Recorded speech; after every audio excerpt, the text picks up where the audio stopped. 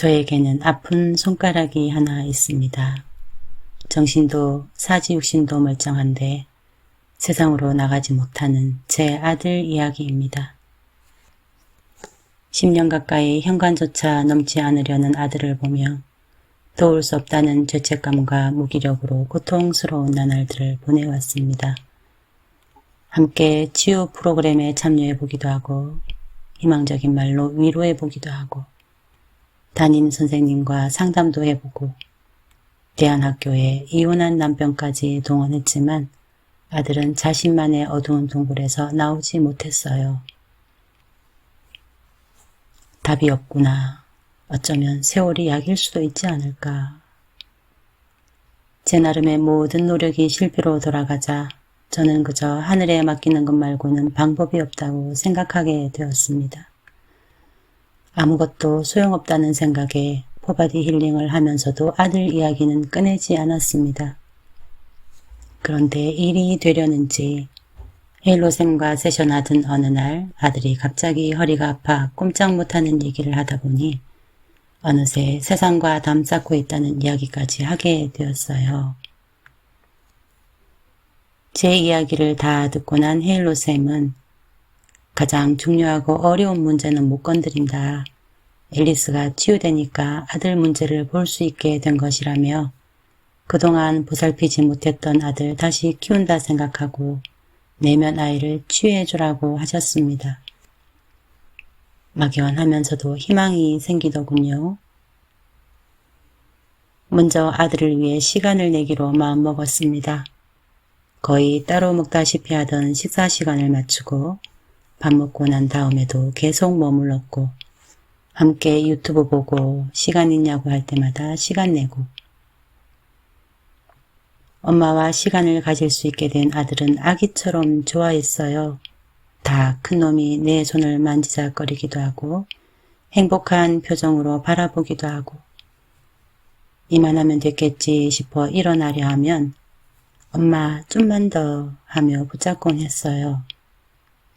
얼마나 애처롭고 짠하든지. 일하느라 어린이집으로 내쫓기 바빴던 때를 생각하며 이제부터라도 제대로 사랑해 주리라 마음을 다졌습니다. 일상 대화 중심이던 초반을 지나면서 아들은 대화를 요청하기 시작했어요.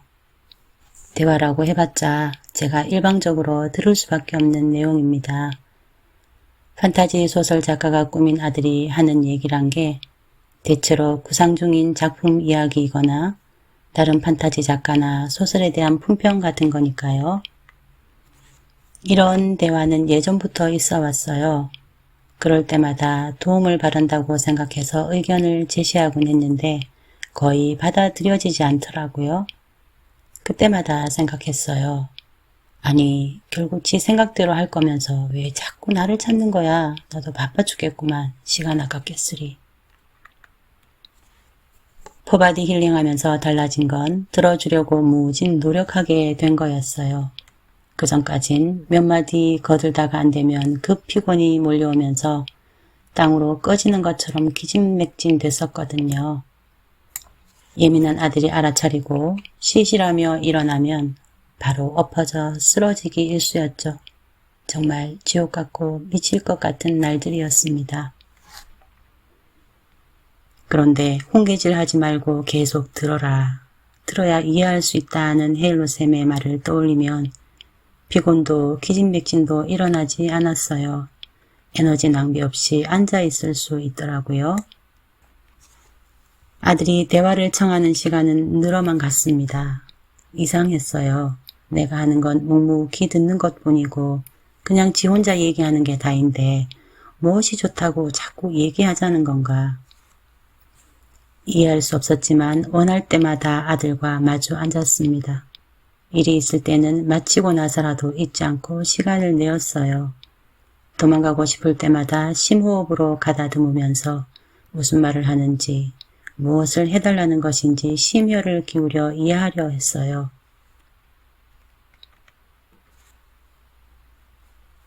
그날도 아들 이야기를 듣고 있었습니다. 여전히 제가 끼어들 여지가 없는 내용이었어요. 아, 맞나. 그래? 그렇구나. 그런 거구나. 재미있네. 제가 할 수 있는 말이란 고작 이런 정도가 다였어요. 그러다가 어느 순간 아들을 가만히 바라보게 되었습니다.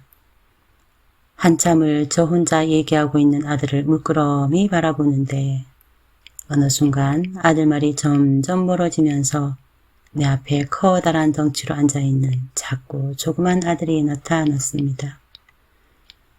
내 손을 만지작대며 세상 행복한 표정으로 하염없이 바라보던 아들.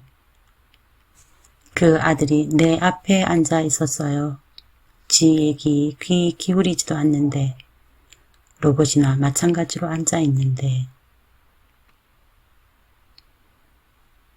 온몸에 힘이 툭 풀리면서 애잔한 슬픔이 몰려왔어요. 그리고 그 아이의 마음이 들려왔습니다.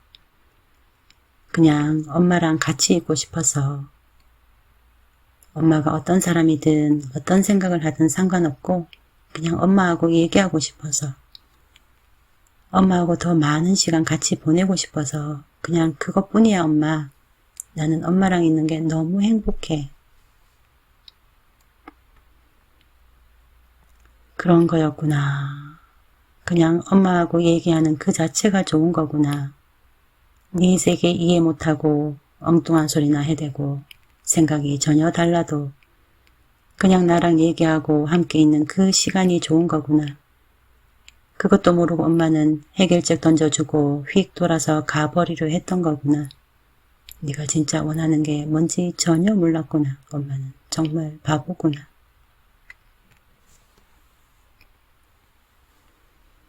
여전히 혼자 말하고 있는 아들을 망연히 바라만 보았습니다. 며칠 후 아들은 다시 대화를 청했어요.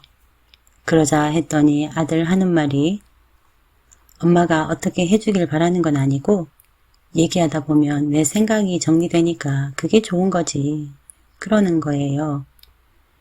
그 말을 하는 아들에게서 이전에는 볼 수 없었던 힘과 안정감이 느껴졌어요. 어른이 된 것 같은 믿음직함도요. 그날 이후 우리의 대화 시간은 많이 편안해졌습니다. 나를 붙잡고 얘기해대는 아들을, 지 얘기 경청 못해주는 엄마를, 둘 다 크게 탓하지 않고 가볍게 넘어가 주는 여유. 그날 이후 우리 모자의 달라진 모습 중 하나입니다. 그 외에도 우리 모자에게는 많은 일들이 있었습니다. 100kg에 육박하던 몸무게를 4개월 만에 70kg 이하로 뺐고 선물로 사준 컴퓨터가 계속 말썽을 일으켜 반품을 거듭하다 결국에는 직접 조립해 성공하기도 했어요. 꼼짝도 못하던 허리는 약 한 번 먹지 않고 도수 치료를 하며 많이 좋아졌습니다. 지금은 컴퓨터 앞에서 몇 시간씩 보낼 정도로요. 그 과정에서 아들이 뿜어낸 스트레스는 이만저만이 아니었지만 끊임없이 소통하고 공감하며 함께 했어요. 이전 같으면 상상도 할 수 없을 인내심을 발휘했습니다. 어른이라고 함부로 가르치려 말고 아이의 감정과 의사를 존중해라는 얘기를 수업 시간마다 귀에 따까리가 앉도록 들었기 때문이죠. 엄마에 대한 신뢰를 확인하며 한 걸음 한 걸음 자신을 회복하는 아들을 지켜보며 그 가치의 중요성을 더욱 확실하게 알게 되었습니다. 한 번도 옷에 관심 보인 적이 없던 아들은 요즘은 거울 앞에서 핏을 살피며 흥을 대곤 해요. 김치국부터 마시는 것일지 모르지만 그 모습이 제게는 세상으로 나갈 준비를 하는 것처럼 느껴지기도 한답니다. 자신의 생각을 과감하게 표현하고 감정도 숨기지 않습니다. 엄마 눈치 보느라 억누르기만 했던 과거와 달리 이제는 이게 나야 라며 자신을 주장하는 거지요. 그 모습 또한 자신감의 표현으로 보여져 오히려 안심이 됩니다. 1년 남짓 벌어진 이 모든 일들이 어떻게 가능했는지 신기하기만 해요. 그렇게 노력해도 되지 않았던 것인데 말이에요. 앞으로 우리 앞에 어떤 일들이 펼쳐질지는 잘 모르겠어요. 그렇지만 지금까지의 긍정적인 변화를 발판으로 조심스럽게 가보려 합니다. 포바디 힐링을 가이드 삼아서요.